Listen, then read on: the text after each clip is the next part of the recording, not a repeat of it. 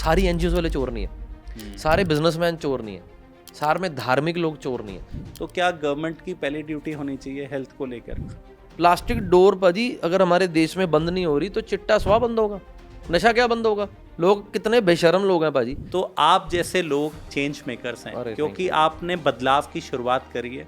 किसी टाइम हम एक महीने में 2-4 पेशेंट्स की हेल्प कर पाते थे, पर आज ये सिलसिला बड़ा होकर आज 200-300 पेशेंट्स की रोज़ हेल्प हो रही है। स्वर्ग और नरक सिर्फ एक मिथ्या है, एक बातें बनाई गई हैं। हम एक छोटी सी एनजीओ चला रहे हैं जिसका नाम है एक जरिया foundation.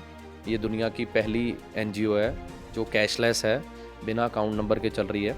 Your karma is just like boomerang. मुझे लगता है पाजी कि हमारे देश में होना क्या क्या चाहिए वो अलग बात है, हो क्या रहा है हम ये देखें। कई बार ऐसा होता है कि कई केसेस, कई स्टोरीज दिल को छू जाती हैं। अभी रिसेंटली कल केस आया हमारे पास जिसमें एक माँ ने अपनी बेटी छोड़ दी।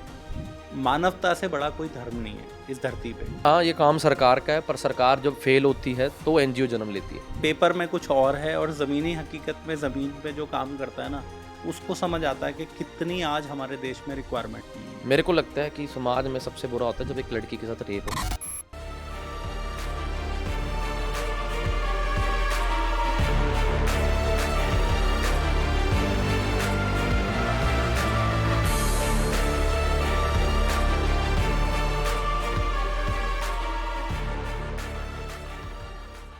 दोस्तों नमस्कार, मैं आपका दोस्त, आपका host B the change podcast को लेकर आज पहुंच गया हूं पंजाब।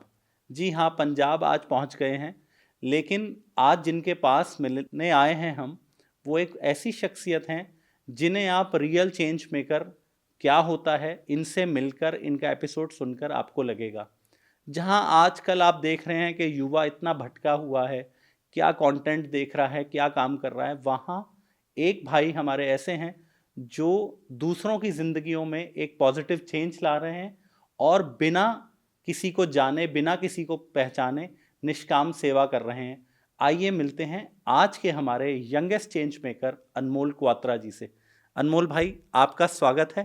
थैंक यू सर, मेरे बी द चेंज पॉडकास्ट में। Thank you sir, thank you. और सबसे पहले तो बहुत बहुत धन्यवाद कि आपने मुझे समय दिया। अरे नहीं, आपका शुक्रिया यार, फरीदाबाद से स्पेशली चल के आए हो। लेकिन ऐसी पर्सनालिटी है और आपको देख के मुझे इतना पॉजिटिव वाइब आ रहा है। थैंक यू और सर। मुझे लग रहा है कि it is worth coming to your place. अरे आप खुद अच्छे हो। जो इंसान खुद अच्छा होता है तो उसको दुनिया अच्छी ही लगती है। तो अनमोल भाई, सबसे पहले आपकी जर्नी के बारे में मैं पूछना चाहूँगा। आपकी अभी एज क्या है और किस एज में आपने स्टार्ट किया?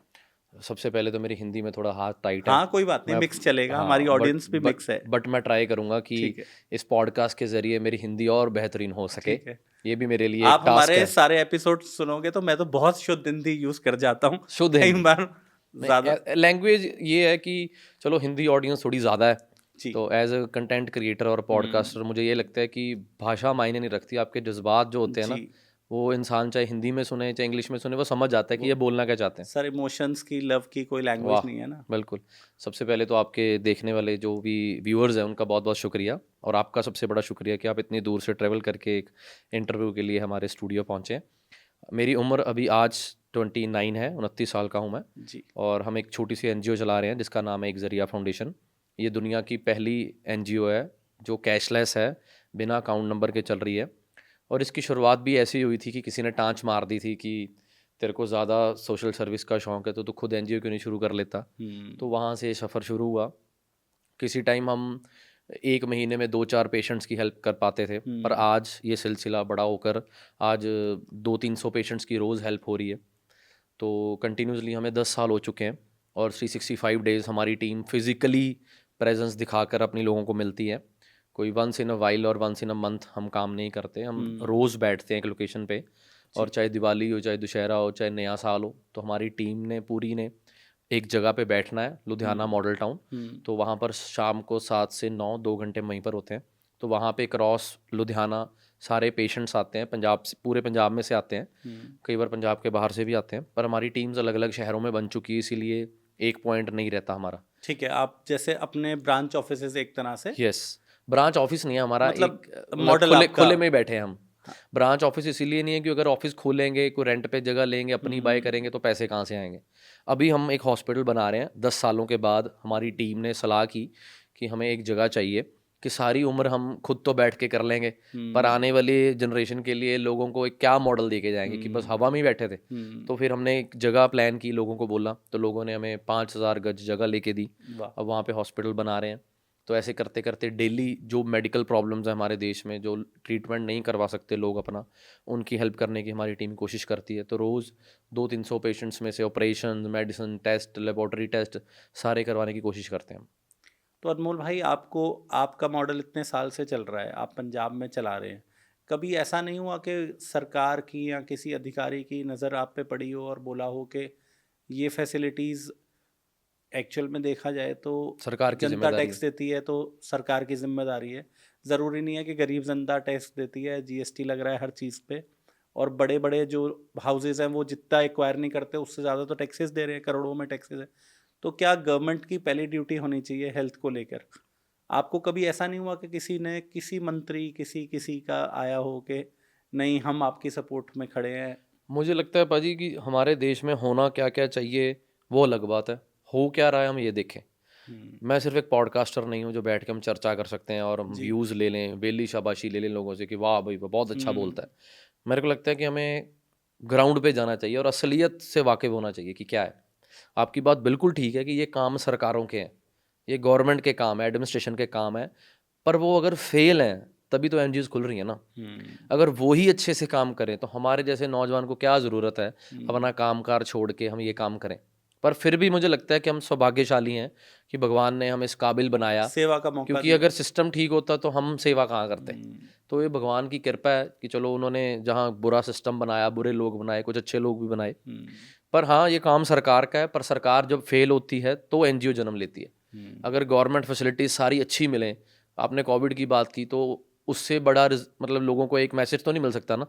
फिर भी आज खुदा ना करे फिर भी आज कोविड आ जाए तो क्या हम तैयार हैं? बिल्कुल तैयार नहीं। बिल्कुल तैयार नहीं है। कितने हॉस्पिटल खुल गए बताओ, कितने बेड लग गए, कितने वेंटिलेटर आ गए, वही कुछ चल रहा है, वही सरकारें दोबारा बन रही हैं, रिपीट हो रही हैं, फिर बन रही हैं, लोग भूल चुके हैं।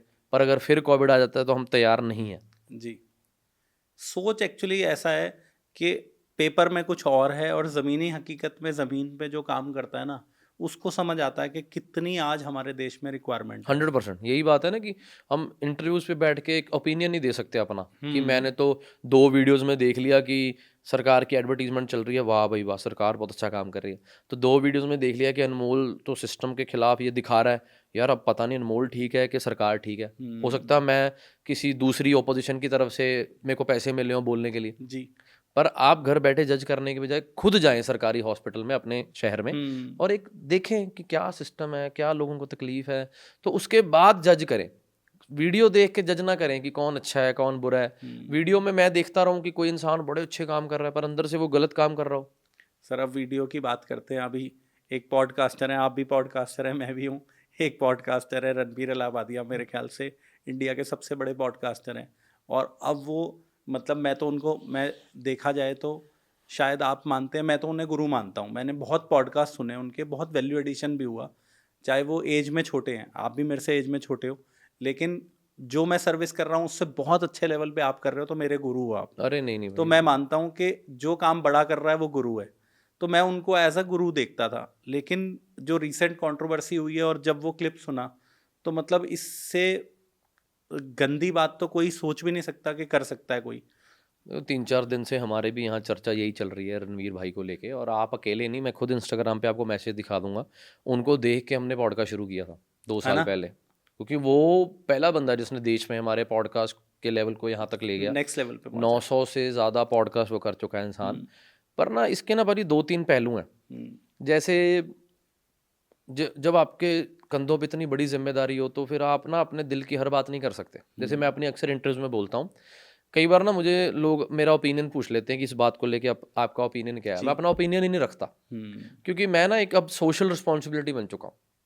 मेरा कुछ भी बोला लोगों को मायने करता है, कुछ हर्ट भी होंगे। जैसे अब इतने धर्म हैं, लोग इतने गुरुओं बाबियों को मानते हैं। जी। अब सपोज मैं नास्तिक हूँ, तो मैं ये नहीं बोल सकता कि नहीं तुम सारे गलत हो, तुम भी ठीक हो भाई, आप अपनी लाइफ में हाँ अपने हाँ। ठीक हो। पर रणवीर की सिचुएशन पे अब ये देखो, एक बात और मेरे दिल को बड़ी हर्ट हो रही है कि आज पूरे देश के चैनलों पे हम भी देखो उसकी बात कर रहे हैं, पर इस आज तक कभी रणवीर को वैसे किसी ने अप्रिशिएट किया कि यार तू बहुत जबरदस्त काम कर रहा है, पर आज जैसे ही उससे कोई गलती हुई तो गलती है, क्योंकि जान के तो अगर उसको पता होता तो वो क्यों करता।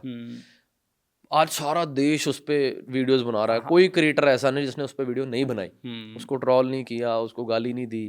पर हाँ, उसका भी जिम्मेदारी थी। मेरे को लगता है कि अगर उस जैसे हर इंसान का ना भाजी ऑफ कैमरा भी कोई रूप होता है जी, है ना, होता है, वो गालियाँ भी निकालता है, नहीं दोस्तों ऑफ से कैमरा मजाक भी आप अपने करता दोस्तों के साथ बैठते हो, वो हाँ आज हम पॉडकास्ट में नहीं हाँ करेंगे क्योंकि हमारे व्यूअर्स देख रहे हैं। हाँ हमने व्यूअर्स को वो बात बतानी है जो उनके लिए वैल्यू एडिशन हो। बिल्कुल बिल्कुल। पर ऑफ कैमरा भी कई बार बंदा गाली गलौज कर देता है, निकल जाती है मुंह से। पर मेरे को लगता है कि रणवीर की जिम्मेदारी बहुत बड़ी थी, शायद उसको पता नहीं था कि वो क्या चीज़ है। उसको बच्चे बूढ़े सारे एज ग्रुप देखते हैं, तो उसको शायद नहीं करना चाहिए था। पर अगर हो भी गया तो मेरे को लगता है माफ़ कर देना चाहिए। हाँ, अपॉलॉजी तो उसने मांगी है। पर आगे के लिए हमें ध्यान रखना चाहिए। एक बात अच्छी होगी बाजी, क्योंकि ना अब सोशल मीडिया पे बहुत देर से ये बातें चल रही थी कि गंद आ गया, वल्गरिटी आ गई, गालियाँ आ गई। वो रुकनी कैसे थी? कोई ना कोई तो मुर्गा बनना था ना, बलि का बकरा कोई तो बलि का बनना बकरा था, ये बन गया। वो बलि का बकरा बन गया। अब इससे ये है कि यूट्यूब बैन करे ये गाली गुली वाली वीडियोस। जैसे उन्होंने न्यूडिटी बैन की, जी, यूट्यूब पे न्यूडिटी भी चलती थी एक टाइम पे खुल के, हम्म। वो बैन हुई। तो ये जो गाली है, हाँ, वो अब्यूजिव लैंग्वेज है, ये भी बैन होनी चाहिए। नहीं, वो एक्चुअली ओटीटी करके मुझे ऐसा लगता है कि ओटीटी में इतना ज़्यादा ओपन हो गया ना। बंद हो बाजी पर आप OTT देखो ना, 10-12 साल के बच्चे हैं, मेरा बेटा है, वो देख रहा है तो बीच में उसे समय रहना दिख रहा है ना। हाँ हाँ। वो पर मेरे को समझ नहीं आती भाजी, गाली बनने से कूल क्या मतलब? या फिर आजकल लोगों के पास सेंस ऑफ ह्यूमर खत्म हो गया, हंसाना ही नहीं आ रहा है। अब मैं कॉमेडियन हूँ, मैं कोशिश कर रहा हूँ, मेरी ऑडियंस हंस नहीं रही। जैसे ही मैंने गाली दी तो वो साथ में स्माइल आ गई, तो मेरे को लगने लग गया कि जो गाली है वो पंच हो गया हंसाने के लिए। अनमोल भाई, इसमें ना ऑडियंस का भी बहुत बड़ा रोल है। 100% आप है। किसी को ऐसे नहीं कह सकते। मुझे ऐसा लगता है कि डिमांड होती है तो सप्लाई होती है। लोगों को आज क्या है कि दोस्ती यारी तो खत्म हो गई। आप मेट्रोपॉलिटन सिटीज में ना, लोग एक दूसरे से दोस्त नहीं रहे। तो अब दोस्त वो पुराने यार तो रहे नहीं। अब वो कंपनीज में मिलते हैं दोस्त, वो कलीग्स हैं, वो बच्चों के पुराने दोस्त नहीं है। तो उनके साथ स्टैंड अप कॉमेडी देखने, मैं तो इवन 2-4 एपिसोड ऐसे देखे जिसमें लड़कियां भी, आप सोच नहीं सकते कि लड़का भी ये बात कर रहा है और लड़की वो बात कर रही है। वाह, मतलब इसी एपिसोड में एक और मेरे को पता है। लड़की, मतलब आप सोच नहीं सकते कि जनरल में भी आप सुन लोगे किसी लड़की से, आपके कान खड़े हो जाएंगे। और वो सोशल भाजी मीडिया वो पे आजकल के जेंजीज ना गाली हैं, उल्टी सीधी बातों को ना बड़ा कूल समझने लग गए हैं। जैसे वो आजकल वेप नहीं चल रहा कि पीने वाले कह रहे हैं इसका क्या नुकसान है, पर साइंटिफिकली आप स्टडी करो, बहुत नुकसान है उसका। पर पीने वालों के पास रीजन है, वो पी रहे हैं। वो कूल लगना है, एक वेस्टर्न वो। पर अगर समाज भाजी हमारा ये चीज़ें डिमांड करेगा तो हम क्या देते रहेंगे? अब बच्चा डिमांड करेगा सुबह शाम मैंने जंक खाना है, तो बीइंग अ पेरेंट्स क्या आप दोगे? रिस्पॉन्सिबिलिटी तो बनती है। तो लोग तो डिमांड करेंगे। अब जैसे वो एक और वीडियो वायरल हो रही है ना कि समय जी की रिकॉर्डिंग में, कि मैं चाहता हूँ कि वो मेरे शो पे आके पॉर्न रिकॉर्ड करे। अब ऑब्वियसली बात है कि अगर वो हो जाता है तो उस शो पे इंटरनेट फट जाएगा, हाँ, पता है हमें। पर वो करना, फाड़ने के लिए क्यों करना इंटरनेट? और क्यों इतनी लोगों को क्या आप चुल भूख दे है, रहे हो? मैं कह रहा हूँ इतनी क्या भूख है व्यूज पता की। नहीं, मतलब भगवान जाने अब क्या स्टोरी है इनकी। पर क्या आपको ये बताऊं, आप जैसे पॉडकास्ट कर रहे हो, मैं भी कर रहा हूँ, अच्छी चीज के लिए ना बहुत समय लगता है और बहुत कंसिस्टेंसी लगती है। पर और मेरे को लगता जबकि है कि कंट्रोवर्सी है या उल्टे सुल्टे चीज है, वो पब्लिक बहुत जल्दी पसंद पर करती है। हमें लाइफ में ना एथिकली जीना चाहिए। हम्म, थोड़ी सी तमा मारो। मेरी औकात, मैं भगवान को किसी टाइम कहता था, आई स्वेयर, कि मेरी ना एनजीओ जब चली 8 साल हो गए एनजीओ को ना, तो उसके बाद मेरा पर्सनल को कामकार नहीं था। पापा का बिजनेस था, मैं देख नहीं पा रहा था, तो मेरे को खर्चा भी उतना ही मिलता था। मैं ये सोचने लग गया था यार कि एनजीओ इस पीक लेवल पे चलेगी, एनजीओ से मैं सैलरी ले नहीं सकता, मेरा मन नहीं करता कि मैं एनजीओ में से तनख्वाह लूँ। पर मैं काम क्या करूँ? मैं भगवान को बोलता था कि यार मैनू मेरी गड्डी दे तेल जोगा, मेरे खर्चे जोगा कर दे बस। भगवान ने मुझे उससे डबल कर दिया। अगर मैं फिर भी आज बोलूँ नहीं वीरे यार अपना पॉडकास्ट नहीं चल रहा, ਆਪਾਂ कोई गंदे जे कपड़े पवा के कुड़ी बिठाइए, कोई करिए लुच्चियां गल्लां, कोई गालां कड्डिए, उससे पॉडकास्ट चल जाएगा, पैसे भी आ जाएंगे। जी। पर यार वो एथिक्स मार के मतलब पैसे नहीं कमाने यार चाहिए। मैं अनमोल भाई आपको बताऊं, मैंने जब ये बी द चेंज की शुरुआत करी, मुझे भी कोई ऐसी रिक्वायरमेंट नहीं थी, काम धंधा सेट था, सब कुछ है। लेकिन ये था कि किस बात से मिली कि इतना नेगेटिव चीज़ें समाज में चल रही हैं, तो हमारा भी तो कोई एज अ पॉजिटिव पर्सन, आपका भी तो कोई दायित्व है कि मुझे ऐसा लगा कि भाई मैं अच्छे लोगों से क्यों ना, जिनकी अनसंग हीरो है, आप जैसे यहाँ बैठे हो, अब दिल्ली में न्यूज़ चैनल बैठे हैं बहुत बड़े बड़े, वो तो आपसे मिलने आ नहीं रहे। 100%। तो मेरी रिस्पॉन्सिबिलिटी ये लग गई कि आज मैं जो 2 दिन यहाँ रहा हूँ, आपसे मिलूंगा, आपसे बात आज हम कर रहे हैं, व्यूअर्स देख रहे हैं, तो मुझे लगता है कि आई हैव डन माई, क्या पता आपकी एक जरिया फाउंडेशन से हमारे कुछ व्यूअर्स जुड़े वाह। और उनको भी एक, देखिए लोग काम अच्छा करना चाहते हैं लेकिन उन्हें अच्छे लोग नहीं मिलते। 100%। बहुत सी ऐसी एनजीओज हैं जिसमें डोनेशन कर देते हैं और लोगों को पता नहीं होता कि कहाँ जा रहे हैं पैसे, 100% आई एग्री। जिनके एडमिन एक्सपेंसेस, आप एडमिन एक्सपेंसेस नहीं कर आई रहे, एग्री ये सबसे बड़ा काम है। तो मुझे लगता है कि मैं अपना कंट्रीब्यूशन दे रहा हूँ सोसाइटी में, पाजी। शायद ऐसे। हम सारे ही पाजी एक सिर्फ एक जरिया है पाजी। जी इस दुनिया में अगर कुछ बुरा भी हो रहा है ना, वो भगवान की रजा से ही हो रहा है। जी, हम भगवान है ना इस दुनिया हाँ, का जिसका कार्य। जो कर्म है वो तो दे हाँ रखा है। है ना। अब दुनिया में कुछ भी बुरा होता है, दुनिया में सबसे बुरा क्या होता है? जब किसी के साथ नाजायज होती है। मेरे को लगता है कि समाज में सबसे बुरा होता है जब एक लड़की के साथ रेप होता है ना। भगवान को तो पहले ही मालूम है ना कि ये होने वाला है, रोकता क्यों नहीं है भाई? क्योंकि ये तमाशा है भाई, दुनिया यहाँ पर सब कुछ होके रहना है। अगर आज मैं ज़्यादा डिप्रेस्ड हो जाऊँ, यार क्या हो गया समाज को, यार ये कहाँ चल पड़े, मैं मर जाऊँगा। समाज है ये, हमें अपने हिसाब से अपनी अपब्रिंगिंग से ड्यूटी निभानी है, आपको अपनी से निभानी है। और जो लोग गलत कंटेंट दे रहे हैं उनको लगता है कि शायद उनके लिए पैसा बहुत ज़्यादा मुख्य है, इसलिए वो कहते हैं यार भाड़ में जाओ, ना देखो हमें। अब कुछ वीडियोस हैं पंजाब में हमारे शूट होती हैं, वो वीडियो से पहले डिस्क्लेमर लगा के बोलते हैं, लिखते नहीं हैं, हमारी वीडियोस बहुत गंदी हैं, अश्लील हैं, फैमिली में बैठ के देखने लायक नहीं है, कृपया अच्छे लोग हमारी वीडियो से दूर रहें। उनकी वीडियोस पे फिर भी मिलियंस व्यू हैं। और हम बोलते हैं हमारी वीडियो में कुछ गंदा नहीं है, अच्छा कंटेंट है, आपको कुछ सीखने को मिलेगा, तब भी हमारी वीडियोस पे इतने व्यूज नहीं जाते हैं। तो आप एक बिजनेसमैन है, आपका घर नहीं चलता पॉडकास्टिंग से, पर जिनका घर चलता है इंटरव्यूज से, पॉडकास्टिंग से, वो अगर अकेली समाज सेवा करने लग जाएं, अच्छा अच्छा कंटेंट डिलीवर करें, कोई उल्टा सीधा ना करें, तो वो चैनल नहीं चल पाएंगे और वो बंद हो जाएंगे। और मेरे को लगता है कि जैसे हम भी बात कर रहे थे कि अभी जैसे सोशल मीडिया में कंटेंट जिस हिसाब का चल रहा है, हम डिलीवर नहीं कर पा रहे, हम भी काम बदलने की सोच रहे हैं कि यार अब बच्चे सुनना ही नहीं चाहते अच्छे कंटेंट, तो हम खर्चा कितना दें, रेंट कितना, एडिटर्स इतने बैठे हैं, घर से निकाल के अब कितने पैसे लगाओगे सोशल मतलब मीडिया? घर में मैं भी बात कर रहा हूँ तो लोग, पेरेंट्स भी पूछते हैं कि भाई मंथली इतना एक्सपेंस कर रहे हो, सब कुछ दिख ही रहा है, सबको इक्विपमेंट भी आ रहा है, हम जा रहे हैं, ट्रैवल कर रहे हैं, तो मिल तो कुछ रहा नहीं है। पर लेकिन ये है कि अभी रास्ते में मैं थे तो मेरे फ्रेंड साथ में आए हैं, वो कह रहे भाई कितने और कितने शौक के लिए कितने पैसे लगाने हैं। मैंने कहा जब तक प्रभु दे रहा है। अभी 40 पॉडकास्ट कर दिया आपने, तो जी, आपका मतलब खर्चा ही पूरा भी नहीं हुआ होगा। नहीं खर्चा तो बहुत हो रहा है, खर्चा तो हो ही कमाई रहा हो है। रही कि नहीं? कमाई तो अभी 1 रुपए की भी नहीं। ਹੁਣ आप हिसाब ला लो, 40 पॉडकास्ट करने तो बाद भी ਤੁਹਾਨੂੰ कमाई नहीं हुई, तो कैसे सर्वाइव करेंगे बड़े चैनल्स? पर पाजी यार पता नहीं कैसे क्या सिस्टम चलेगा, मैं तो खुद कंफ्यूज हूँ। तो लोग अच्छी चीज देखना नहीं चाहते, लोगों ये की भी एक तमाएं बढ़ चैलेंज गई, है। तमा बढ़ गई है।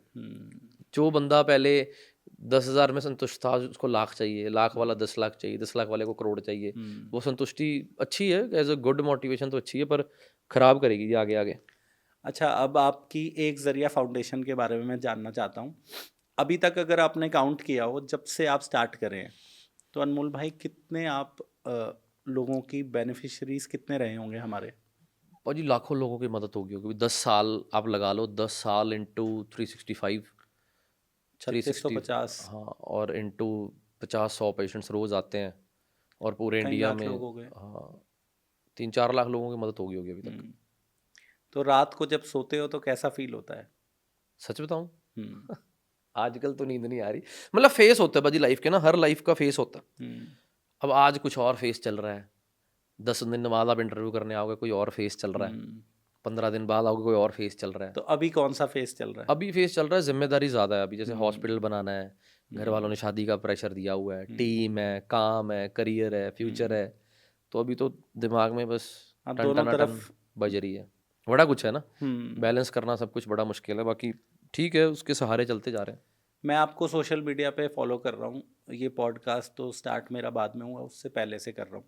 तो आप बड़ी बेबाक तरीके से और बड़े दिल से आप मांगते हैं, लोगों के लिए बोलते हैं, और आपके साथ बहुत लोग जुड़ जाते हैं। मैंने बहुत लोगों को देखा है, कई बार आपके वो प्लास्टिक की कुर्सियाँ डली होती हैं, आप वहाँ पर बैठते हैं, शायद गुरुद्वारा साहब के हाँ जी, बाहर हाँ जी, हाँ जी, बैठते वो हैं। पार्किंग है उनकी। और उसके कई बार मैंने देखा कि कोई सेलिब्रिटीज़ भी 2-4 लोग, एमी विर्क हैं शायद, सारे सेलिब्रिटी आए हुए हैं, पंजाबी जितने भी आर्टिस्ट हैं। तो उनके आने से आपको क्या लगता है कि कुछ बेनिफिट मिला? 100% पाजी, क्योंकि सोशल मीडिया है पाजी, जब तक लोगों तक आप बात डिलीवर नहीं करोगे, बात कितनी अच्छी है मायने नहीं रखता। जी, आप कितने अच्छे इंसान हैं, आप कितना अच्छा बोलते हैं, इसकी वैल्यू तब तक नहीं है जब तक आपको सुनने वाले लोग नहीं हैं। तो सेलिब्रिटीज़ के आने से एक तो वो खुद पैसे दे के जाते हैं, लोगों को मदद करते हैं, मेडिसिन लेके देते हैं, ऑपरेशन करवाते हैं। दूसरा, उनकी वीडियोस वायरल होने के कारण लोगों तक वीडियो पहुंचती है। हमारा मेन मकसद है पाजी लोगों तक वीडियो पहुंचाना, कि लोगों को पहुंचा दें। जुड़ना ना जुड़ना वो उनके काम है, और वो भगवान देखे कि भाई जोड़ना है कि नहीं जोड़ना। अब मैं बोलूँ कि भाई मैं बड़ी दिल से सेवा कर रहा हूँ, आपको क्या मालूम कि मैं बीच में से पैसे खा रहा हूँ कि नहीं खा रहा हूँ? किसी को क्या मालूम? वो एक बंदे को मालूम है, एक मेरे को, एक भगवान को। फल देने वाला वो है। इंसान सिर्फ जो अपनी आंखों से देख रहा है उतना कर देखे कि मेरे हिसाब नाल यार बंदा ठीक है। हाँ, जो अंदरों ये चोर है, ठग है, गंदी नीयत वाला है, यार ये मैं की मैनू की, मेरे को केड़ा कोई मशीन नहीं है? कर सकते। इसके दुनिया में कोई मशीन है बाजी जिससे पता लग जाए कौन किससे कितनी मोहब्बत करता है? हम लोग ना काफ़ी ग्रुप ऑफ फ्रेंड्स हैं, हम लोग रोटरी से जुड़े हुए हैं। तो हम लोग 10-12 साल से, अब तो 15 साल होने वाले हैं, हम लोग 2008 से लगभग जुड़े हुए हैं, तो 16-17 साल हो गए। हम लोग भी ऐसे बहुत NGOs हैं, NGOs के साथ जुड़ते हैं। कोई ऑर्फन बच्चों के काम कर रहे हैं, कोई विडोज़ के लिए कर रहे हैं, कोई अनाथालय चला रहे हैं, कोई ऐसा है कि कोई ओल्ड एज होम में काम कर रहे हैं। तो अब कई बार बात होती है, जैसे हम लोग सामान दे आते हैं, तो हम लोग कई बार 1-2 फ्रेंड्स हैं, डाउट आता है, ह्यूमन नेचर है, यार इसके पास तो और तरह से भी फंड आ रहा होगा। अभी रिसेंटली एक हुआ, मैंने कहा भाई तुम क्या दे के आए हो? हम 10 लोग गए, 20-30 हज़ार रुपये का सामान दे आए। हम 20-30 हज़ार रुपये का सामान देने के बाद उस आदमी को जज कर रहे हैं जो कि मेंटली चैलेंज्ड बच्चे 25 अपने घर में रख के बैठा है। भाई किसी से हाथ पांव जोड़े तो प्लॉट मिला, फिर हमारे जैसे 2-4 भाई मिले, तो हमने धीरे धीरे 4-5 साल में ज़मीन बना दी। हम उसको कैसे जज कर सकते हैं? एक किसी ने बोल दिया, एक पेट्स के लिए काम कर रहा है लड़का, कई साल से हमारे साथ जुड़ा है, उसके लिए बोला तुम्हें पता है इसने ना स्कॉर्पियो रखी हुई है। तो भाई स्कॉर्पियो रखी हुई है तो वो इनसे ही कमा रहा है। मतलब उस जगह पे अगर हम जाते हैं ना जहाँ पेट्स रखे हुए हैं, तो अगर मेडिसिन लेके जाते हैं, तो मैं जेन्युइनली बता रहा हूँ अपना, मैं खड़ा नहीं हो पाता वहाँ पर, 100% इतनी गंदी स्मेल आती स्मेल है। होती है। जब क्योंकि आपके वुंडेड एनिमल्स हैं, और वहाँ क्या हाइजीन होनी है, और वहाँ पर वो उठा के ला रहे हैं सड़क से।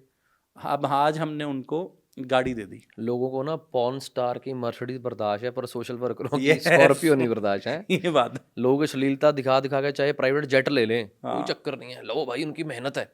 पर जो सोशल वर्कर चाहे वो उसको अपना जज बिजनेस करते करे, हैं हम लोग। पता है क्या भाई, सोशल सर्विस में से देखो पैसे खाने तो बहुत गलत है।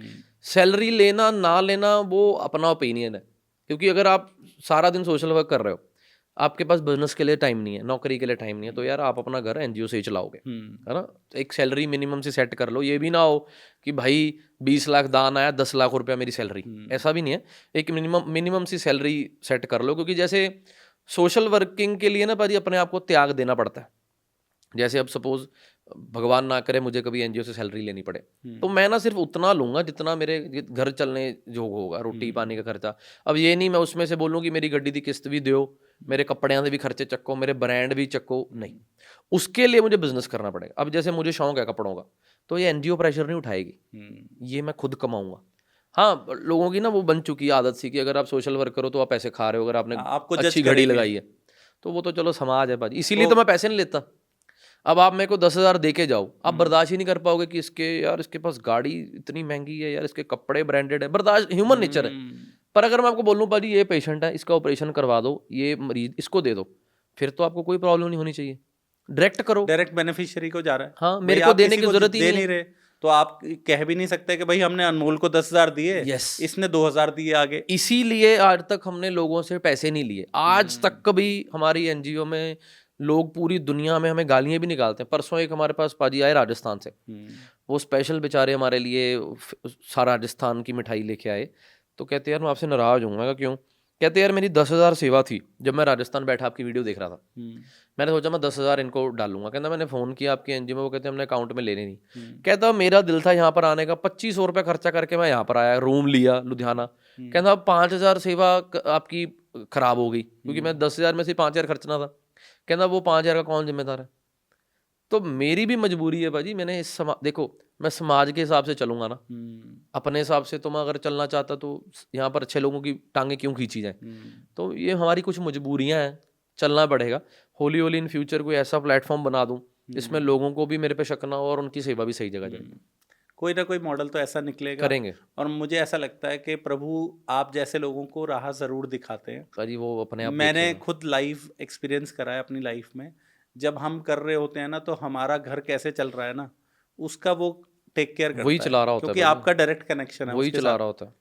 आपका डायरेक्ट कनेक्शन है, वो आपकी हर ज़रूरत समय पे पूरी करता रहेगा। ज़्यादा ही कर रहा है भाजी, ज़्यादा ही कर रहा है। जितना सोचा भी नहीं होता उतना दे देता है, और उससे ज़्यादा देखिए, देता है। आप जब निष्काम सेवा कर रहे होते हैं ना, तो आपके मन में भाव भी ऐसा रहता है कि आपको बहुत ज़्यादा हू हल्ला की ज़्यादा वो भी नहीं रहती कि भाई मैं फलानी गाड़ी है तो वो अपग्रेड कर लूँ। तो आपको ये लगता है उतने पैसे से मैं शायद। भाजी वो इतनी नज़दीक होकर सुनता है ना, जैसे 10 साल हो गए मुझे, तो 10 साल से बहुत इंटरव्यूज़, बहुत पॉडकास्ट, 400 450 तो मैंने खुद के पॉडकास्ट कर लिए, 200-300 इंटरव्यूज़ कर दिए होंगे। तो लोगों को एक बात क्लियर होगी कि इसको कपड़ों का शौक है। तो लोग तो गलत वे में मेरा ट्रोल करते थे, इसके कपड़े देखो कितने ब्रांडेड है, इसका लाइफस्टाइल देखो। अब यकीन मानो, मुझे इतने गिफ्ट आने लग गए ना कपड़ों के, मुझे लाख लाख 1.5 लाख के लोग जैकेट दे जाते हैं कि यार तू पा ब्रांड, तू साडा भरा है, जैसे महीने दियाँ 2 जैकटां लैने, एक तेरे वास्ते लवांगे। मतलब बड़ी, जैसे तुम्हारा सका भाई नहीं होता कि मैं बैठा तू कर ऐश, मेरे वो रिश्ते जुड़े हैं। मैं कई बार किसी से मिलकर देखता हूँ, मैं कहा यार तू मेरा इन्ना क्यों करी जाना, कि तू मेरे लिए परफ्यूम लेके आया, 30-30 35-35 हज़ार का परफ्यूम दे जाते। मैं कहा बेवकूफ, इन्ने दी सेवा कर दो। कहता नहीं, सेवा वास्ते पैसे लग ने, अलग है।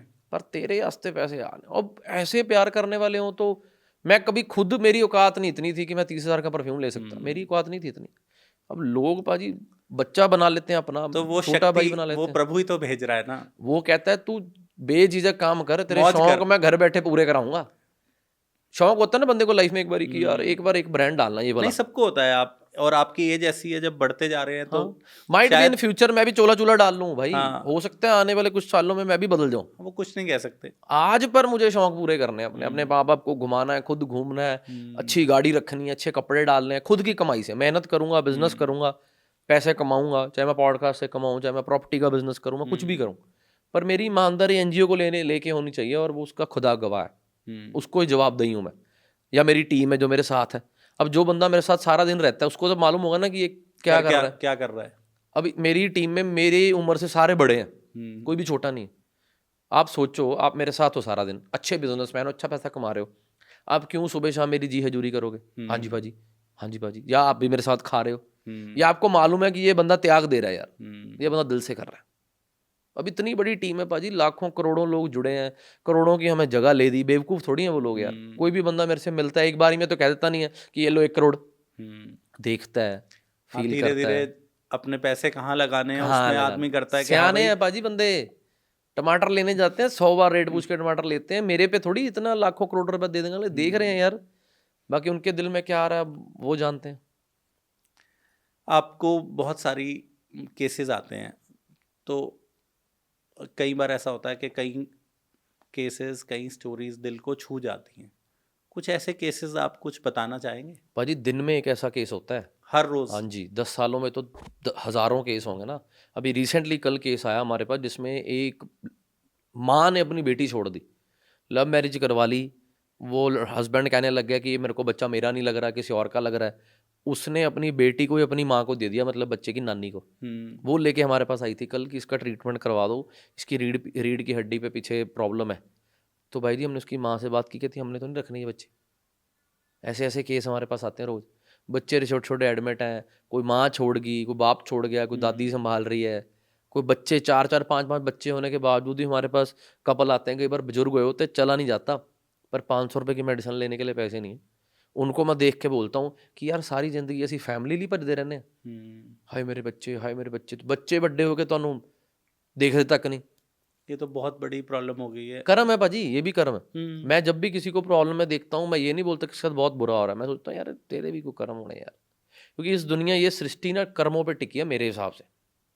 यहाँ पे भगवान नाम की अगर कोई चीज़ है तो वो ऐसा नहीं हो सकता कि आप बुरा कर्म कर रहे हो बहुत ज़्यादा और उसको जाके माथा टेक रहे हो और उसको आपके कर्म काट दे। मेरे को नहीं विश्वास। मैं अगर प्रभु राम को इमेजिन करता हूँ 1 मिनट के लिए, या गुरु नानक देव जी को इमेजिन करता हूँ, मेरे को लगता है कि बड़े एथिकल बंदे होंगे यार वो। अगर सब कुछ देख रहे हैं दुनिया में तो वो भाई जी आपको आपके कर्म का फल देंगे। आप भक्ति कितनी कर रहे हो, नाम दान कितना कर रहे हो, मैं ये तो फिर इंसानों की जुनी में आ गए। भगवान होता है ना इंसाफ। हम बार बार कहते हैं कोई नहीं, तो कोर्ट से दसूंगा, क्योंकि हमें कोर्ट पे विश्वास है कि जज इंसाफ करेगा। हम ये तो नहीं कहते कोई नहीं, जज ना कर लांगे सेटिंग। जज की कुर्सी भगवान की कुर्सी होती है। दो बंदे उसके पास बैठे रो रहे हैं ना, उसको केस में से ये निकालना होता है कि जब धक्का किसके साथ हुआ है। जज को तो चलो फिर गवाहों की जरूरत पड़ती है, सबूतों की जरूरत पड़ती है, भाई उसको कोई सबूत गवाह नहीं चाहिए।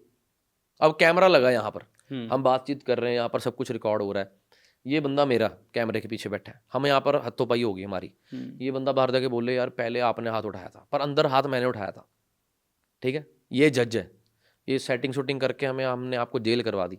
भाई वो कैमरा जो तो रिकॉर्ड कर रहा है, वो जो कैमरा दुनिया में चल रहा है ना, उसके मैंने तो एक्सपीरियंस किया है भाजी, हज़ारों केसों में जहाँ मैं जलील हुआ, कटघरे में खड़ा, मेरे को सवाल हुए, मेरी बेइज्जती हुई, कुछ भी हुआ, मेरे को सब, मैंने 10 सालों में सबका रिजल्ट्स देख लिए, कईयों का देखना बाकी है। अगर मैंने कहीं किसी का गलत किया होगा तो वो मेरा देख लेंगे। मैं ना अनमोल भाई, जैसे आप करते हो मैं भी लगभग सेम सोच का हूँ। तो मुझे ऐसा लगता है कि स्वर्ग और नरक सिर्फ एक मिथ्या है, एक बातें बनाई गई हैं, किताबों में लिखी गई हैं, डराया गया। एक्चुअल में जो लोग अच्छे कर्म कर रहे हैं, मैंने अपने पेरेंट्स को देखा और बहुत आसपास लोगों को देखा जिन्होंने लाइफ में सेक्रीफाइस किया और गलत कर्म नहीं करे, अपने बच्चों को गलत शिक्षा नहीं दी, उनके बच्चे अपने आप सेटल हो गए, वो बच्चे पेरेंट्स की सेवा कर रहे हैं।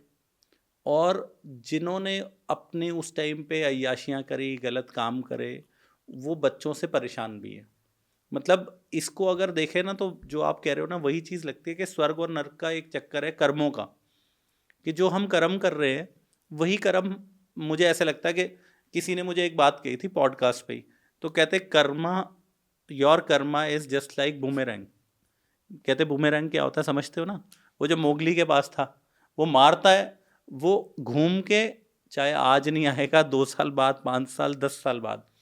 और मैं आपको बुरे कर्म की तो छोड़ो, हम आज पॉजिटिव बात करते हैं अच्छे कर्म की। अच्छे कर्मों का इम्पैक्ट इतना, जैसे जैसे आप अब अभी कर रहे हो ना, जिस लेवल पे आप पहुंच गए हो, लोग उससे 1% करते हैं, आज आप 100% कर रहे हो, शायद और करोगे। लेकिन अब आज आपको रियलाइज़ हो रहा होगा कि मैं आज करके आ रहा हूँ ना, तो कल सुबह मेरा रुका हुआ काम अपने आप हो रहा है। पर मैं आपको दिल की बात बताऊं, मैं और मेरे पाजी हम इकट्ठे होते हैं सारे दिन, हमारा गवाह है, हमने कभी ये सोच के नहीं किया कि यार हम अपनी ना ड्यूटी समझते हैं पाजी। मैंने कभी नहीं सोचा भगवान मुझे ये देगा, मेरा काम निकाल देगा। मैं ये सोचता हूँ कि मुझे उसने इस काबिल बनाया कि मैं किसी की मदद कर पा रहा हूँ, बस मैं अपनी ड्यूटी निभाऊँ। वो ये कुछ नहीं है मेरे, मैं क्या मांगूँ उससे, क्या लूँ मैं उससे? गाड़ी मांग लूँगा, घर मांग लूँगा, फेम मांग लूँगा, कुर्सी मांग लूँगा। मैं उसको बोलता हूँ भाई जो मेरी औकात है। अब यहाँ पर हर इंसान अच्छा बनता है ना, अब जिसको मर्जी माइक के सामने बिठा लो, होगा मेरे से अच्छा कोई है ही नहीं। भाई मैं तो ऐसे वाला इंसान हूँ। चाहे ऑफ कैमरा हमने भी कईयों के दिल तोड़े हों, कईयों की कहानियों में हम भी विलन हो, होगा ना, मैं भी होऊंगा कईयों में विलन, आप भी होगे। पर जब आप भगवान पे सरेंडर कर देते हो ना कि यार तेनू सब पता है मेरा, मैं की कीता, जान के कीता, गलती ना कीता, तू जानी जान है, आप ही देख ला, फिर वो अपने आप देखता है। अनमोल भाई, सोशल मीडिया का आप यूज़ कर रहे हैं अपनी स्टोरीज़ को बताने के लिए, तो आपको ये लगता है कि अगर विदाउट सोशल मीडिया एक ज़रिया foundation and with social media एक ज़रिया फाउंडेशन, क्या दोनों में कितना फ़र्क रहता? बाजी होती हुई ना, आप ना होते या हम ना होते, अगर सोशल मीडिया ना होता। Social media is connecting people ना, लोगों को जोड़ने का काम कर रही है। भाजी हर चीज़ के दो पहलू हैं, कुछ अच्छा है कुछ बुरा है। अगर सोशल मीडिया के कुछ फ़ायदे हैं कुछ नुकसान भी हैं, तो मेरे को लगता है कि हम फ़ायदे की तरफ जाएं। लोग जुड़ रहे हैं, लोगों को जिनको मदद चाहिए उनको पता लग रहा है इसके बारे में, जिनको मदद करनी है उसको पता लग रहा है इसके बारे में। हम तो एक ज़रिया है, एक पुल है। पैसे जिनको ज़रूरत है इलाज की, वो भी हमारे पास आते हैं, जिन्होंने मदद करनी है पैसों की वो भी आते हैं। हम तो फिर दोनों को मिलवाते हैं, हम तो एक पुल का काम कर रहे हैं, कनेक्टिंग। बस हम खुद की जेब में से तो बांट नहीं रहे, लोग ही आते हैं, लोगों को ही देते हैं। जिनको पैसे चाहिए उनको मालूम नहीं है कि कहाँ से मिलेंगे, कौन, क्योंकि ये दुनिया ना भाजी भटके हुए लोग हैं। यहाँ पर कई बार दो लोग पास में से निकल जाएंगे, पर उनको पता नहीं कि अगर हम दोनों बात कर लें तो दोनों की प्रॉब्लम सोल्व हो जाएगी। फॉर एग्जाम्पल, किसी का बच्चा एडमिट है हॉस्पिटल, उसके पास बहुत पैसे हैं, पर डॉक्टर बोल रहा है यार भगवान हाथ, दवाई तो बहुत ले आया, अब दुआ ले आ। वो परेशान बैठा है, यार दुआ कहाँ से लाऊं, दुआ कहाँ से लाऊं। एक उसी हॉस्पिटल में बाप बैठा है, वो कह रहा है यार अब डॉक्टर बोल रहा है दवा लाओ, पैसे है नहीं कहाँ से लाऊं। तो दोनों मिल जाते हैं, उसको वो दुआ मिल जाती है। उसको वो दवा मिल जाती है। इस दुनिया में बस ये दोनों लोगों को मिलवाने वाला काम कर रहे हैं हम। रोला डाल रहे हैं कि जिसको ज़रूरत है आ जाओ, जिसने मदद करनी है आ जाओ। आपस में एक दूसरे को आमने सामने कर देते हैं। आप जैसे अब कितने साल से काम कर रहे हैं, तो आपके फैमिली का, पेरेंट्स का कैसा कंट्रोवर्सीज भी हुई, लोगों ने परेशान भी करा? क्योंकि आप देखिए, भगवान राम के साथ भी यही हुआ, गुरु नानक देव जी के साथ भी यही हुआ। जिसने अच्छा काम किया है ना, तो मुझे लगता है प्रभु की ऐसी प्रकृति है कि उसको इनिशियल डेज में दुख भी उतने देता है ना, यार कि पूरे पाजी टेस्टिंग लेबोरेटरी से निकाल देता ये है। तो बहुत बड़े नाम ले दिया आपने। हम तो इनके औकात हमारी इनके सामने कुछ भी नहीं है। यही आपके सवाल में जवाब है कि अगर भगवान को नहीं छोड़ा इन्होंने, हमारी क्या औकात है। मैं किस रेस में दौड़ूं और बोलूं कि मुझे कोई बुरा ना बोले, मुझ पे कोई पत्थर ना फेंके, नहीं हो सकता। दुनिया में 12 बजे दोपहर को रात हो सकती है, ये कोई बोले मैं मान लूंगा, पर अगर एक बंदे की सोच से सब सहमत हो, मैं नहीं ऐसा मान नहीं हो सकता। सकता। मिक्सचर ऑफ वर्ल्ड है भाई, हर बंदे को अपने ओपिनियन का हक है। कई बार ज़्यादातर प्रॉब्लम तो जेलसी फैक्टर है, वही जेलसी जेलसी। बहुत है। हाँ, ज़्यादातर मेरे से प्रॉब्लम, अगर सच में किसी को कोई फैक्चुअल मेरे से प्रॉब्लम हो ना, तो जैसे अब आप आए हो, मैंने आपको क्या बोला है कि मेरे से ये मत पूछना, ये मत पूछना। यार अब बैठ पूछो, क्या पूछ सकते हो। अब लोगों का घर पे बैठ के वीडियो बनाना, कमेंट करना, वो तो जेलसी फैक्टर है। अगर सच में उनकी बातों में फैक्ट हो तो मुंह पे आके बात करें कि भाई तू चोर है, साबित कर। चोर तो भाई घर बैठे जिसको मर्जी बोल लिया, तू चोर है, तू पैसे खाता है, हाओ सबूत दो। ऐसे तो फिर दुनिया इल्जामों पे ही मार दे। रोज थाने कचहरियों में केस होते हैं, इसने मेरे साथ रेप कर दिया, इसने मेरे साथ ये कर दिया, तो क्या कर दिया। फिर इल्जाम पे ही सजा सुना दो, फिर केस क्यों चलते हैं। इल्जाम लगाया मैंने आपके, अब मैं आपको बोल दूं कि भाजी आप अपने एनजीओ चला रहे हो, चोर हो यार भाजी, पैसे खाते हो, इसका क्या आप बोलोगे आगे, सबूत लाओ। वही मैं हूँ, कंट्रोवर्सीज करनी फेम के लिए, जेलसी नहीं। जैसे अब अंदर कोई बंदा भरा पड़ा होता है, उसके पास कुछ है नहीं, कैमरा उठाता है, गाली निकालता है, गाली निकालते से उसको पैसे भी मिलते हैं और फेम भी मिलता है। फिर उसकी पहचान बन जाती है कि ये बंदा वही नहीं जिहड़ा अनमोल के खिलाफ बोल रहा सी। अपनी पहचान नहीं उसकी, कंट्रोवर्सी किंग बन जाता है कि यार इन्हों सारे तो दिक्कत है। अभी किसी सेलिब्रिटी के इंटरव्यू सुन रहा था, उसमें लिखा हुआ था, कहते एक बंदा मुझे धनाधन हर पोस्ट पे नेगेटिव लिखता जाए, कहते उसको सिर्फ मैंने रिप्लाई करना था, तो उसने रिप्लाई के लिखा, thanks for your reply, I am your biggest fan. गाली देते हैं। मतलब उसको जस्ट बिकॉज के इसकी अटेंशन ग्रैब कर लें किसी सेलिब्रिटी की या कोई अच्छा, तो लोग आधे तो उसी चक्कर में डिप्रेशन में है। पाजी क्या टेंशन, अब आपको कोई गाली दे नजायज, आप उसको क्या टेंशन दे के गुड वाइब्स दोगे कि बैड वाइब्स दोगे। Bad vibes. फिर क्यों लेनी किसी की बैड वाइब्स। आप एक कमेंट रिप्लाई के लिए एक बुरा कर्म खरीद रहे हो, बद्दुआएं खरीद रहे हो। अब मैं रोड पे जाके गालियां दे रहा हूँ ऊंची ऊंची, जस्ट बिकॉज कि मेरे को सारे खड़े होकर देखें, अटेंशन। ये मैंने बुरा कर्म बीज लिया, मैंने बद्दुआएं ले ली। जब हम किसी का दिल दुखाते हैं ना, ये जानकर कि मैं तो व्यूज़ के लिए कर रहा हूँ, मैं तो वहीं कर रहा हूँ यार, मेरा मजाक हो गया यार, इसकी ऐसी की तैसी, पर जो वो उसका दिल दुखाएगा ना, अब मुझे कोई मेरी माँ की गाली देगा, दिल दुखेगा ना। आपको मैं माँ की गाली दूंगा, आपका दिल दुखेगा ना। चाहे आप में जोर नहीं होगा मेरे को नुकसान करने का, पर दिल तो दुख गया ना। वो जो दिल दुखे की बद्दुआएं मेरे को लगनी है ना, वो आपकी कोई बड़ी मेरे पे कार्रवाई नहीं कर सकती जो वो बद्दुआएं कर देंगी। तो लोग ये चीज़ नहीं देखते। आज जो करंट सिचुएशन है, अभी हम बात कर रहे हैं काफ़ी देर से, आपके साथ किस वर्ग के लोग, मतलब किस कैटेगरी के लोग ज़्यादा जुड़ते हैं एज ब्रैकेट में? बच्चे से लेके भाजी डे ज़ीरो से लेके 100 साल तक जुड़े हुए हैं। क्योंकि डे ज़ीरो में इसलिए कह रहा हूँ कि जो बच्चे जिनका जन्म होता है, पहला बर्थडे मनाने आते हैं, तो 0 एज के हो गए। आज वो बच्चे 10-10 साल के हो गए हैं, मिलते हैं आके, पौजी हम 8 साल के हो गए हैं। अब जैसे कल 2 बच्चियाँ आई थी हमारे पास, वो मेरे हाथ में थी, कल वो 8-8 साल की हुई थी, वो मेरे हाथ में हुई हैं। डीएमसी हॉस्पिटल में उनको एडमिट करने के लिए डॉक्टर ने बोल दिया, पैसे नहीं थे। तो उनके पिताजी आए कि बच्ची एडमिट करवाने के लिए पैसे नहीं है, तो उनको लोगों ने पैसे दिए, एडमिट हुई। अब एक बच्ची फर्स्ट आती है और मेरे से इतनी बातें मार के गई हैं वो लड़कियां दोनों, छोटी छोटी जुड़वा। तो कैसा फील होता है ऐसा, मतलब? शुक्र भाजी, ग्रेटिट्यूड। औकात नहीं थी इतनी।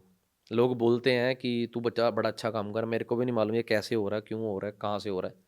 सब कुछ वो करा रहा है। मैं जितना मर्जी ज्ञान दे दूँ यार, मैं ऐसे कर रहा हूँ, कुछ नहीं कर रहा मैं भाजी। I have a zero mind. वो करवा रहा है, कुदरत सफर करवा रही है। सफर में चल देते हैं तो सफर में धीरे नीयत धीरे। अच्छी रखो। जब आपकी नीयत सच्ची है, जब आपकी नीयत में कोई खोट नहीं है, तो फिर कोई कमी नहीं आएगी।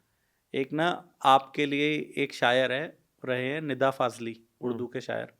उन्होंने बहुत अच्छी बात करी और मुझे आपकी बात पे याद आ गई कि सफ़र में धूप तो होगी, अगर चल सको तो चलो, सभी हैं भीड़ में, अगर घर से निकल सको तो चलो, वाह किसी के वास्ते कहाँ राहें बदलती हैं, तुम अपने आप को खुद बदल सकते हो तो चलो। वाह। तो आप जैसे लोग चेंज मेकर्स हैं, अरे थैंक क्योंकि यू। आपने बदलाव की शुरुआत करी है। और मैं चाहता हूं कि आपका एपिसोड आज मेरी ऑडियंस सुने, थैंक चाहे यू। वो 50,000 लाख लोग सुने, तो वो आपसे प्रेरणा लें। आज का स्पेशली जो जेंजी है, जो यूथ है, बहुत ज़्यादा भटक गया, और वो अगर आप जैसे लोगों की बात सुने तो हमारे पॉडकास्ट का पर्पस, आपका और मेरा इस समय को देने का मकसद सॉल्व हो जाता है। अब हम आगे यूथ पे ही बात करना चाहेंगे। यूथ के बारे में आप, स्पेशली पंजाब का यूथ आज बहुत भटका हुआ है, जितना हमें सुनाई देता है।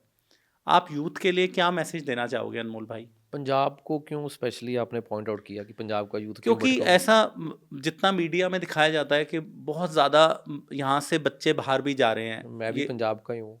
मैं आपको एज अ वो ले रहा हूँ कि आप रोल मॉडल हैं, तो आप पंजाब का भी और पैन इंडिया भी बच्चे बहुत आज फरीदाबाद से नहीं जाते बाहर लोग? कम जाते हैं, इतने नहीं जाते? इतने नहीं क्या जाते। फिगर है फरीदाबाद की, क्या फिगर तो परसेंटेज नहीं है? कह सकता, लेकिन जैसे मैं अब यहाँ पर आया तो मैं तो हैरान हो गया। मैं एक मार्केट में गया तो कम से कम 50-100 इमिग्रेशन वालों की बोर्ड्स लगे हुए थे। वहाँ नहीं है, फरीदाबाद इतने नहीं, नहीं ऐसा है। नहीं है कल्चर, गुजरात साइड, बहुत कम है। इंडिया में सबसे ज़्यादा बाहर जाने वाले लोग गुजरात से हैं, मैं बता अच्छा। दूं। दूसरे नंबर पे पंजाब आता है। पंजाब बदनाम ज़्यादा किया हुआ है हम्म। हमारी सरकारों ने, हमारी मीडिया ने। इतना बुरा नहीं है being a movies Punjabi. Movies भी बनी है ऐसी। पंजाब इतना बुरा नहीं, बहुत सुंदर है पंजाब। हम्म। लोग भाजी, लोग अच्छे बुरे ना हर देश के हर कोने में, दुनिया में हर कोने में। मैं बोलूँ जैनी बहुत अच्छे होते हैं, ये बहुत माड़े होते हैं, ये बहुत अच्छे होते हैं, ऐसे नहीं होता भाजी। अगर आप ये तोल रहे हो तो आप बच्चे हो भी। चलो अगर अब। आप कहते हो कि ये वर्ग के लोग गलत, ये कुछ कोई वर्ग, सारी एनजीओ वाले चोर नहीं है, सारे बिजनेसमैन चोर नहीं है, सारे में धार्मिक लोग चोर नहीं है। हर फैक्टर में कुछ कुछ लोग होते हैं जो हाँ, कहीं गलत। परसेंटेज थोड़ी ज़्यादा है, थोड़ा कम है। बस जैसे नमक है, स्वाद अनुसार, बस किसी में थोड़ा ज़्यादा है तो बस वो बस लगता है। पंजाब में ठीक है, बाहर का रिवाज है, हम्म। पर वो पूरी दुनिया में माइग्रेशन तो चलती आ रही है भाजी। ये तो अब आपने देखना है कि आपको बाहर क्यों जाना है।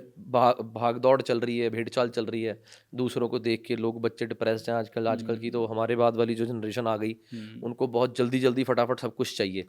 रातों रात उनको फेमस होना है, रातों रात उनको पैसे कमाने हैं, रातों रात उनको रिलेशन ठीक करने हैं। बट मेरे को लगता है टाइम लगता है हर चीज़ के लिए। मुझे भी 10 साल लगे हैं यार। मेरे को एक टाइम था जब लोग मेरे पे 1,000 रुपये का भी ट्रस्ट नहीं करते थे। एक दिन में मैंने एक टाइम पे 1,000-1,500 रुपये इकट्ठा करने के लिए मेरे पसीने छूट जाते थे कि यार आज इलाज के लिए। 1,500 रुपये इकट्ठा करना है पेशेंट के लिए। आज एक एक दिन में 1-1 करोड़ भी हो जाता है।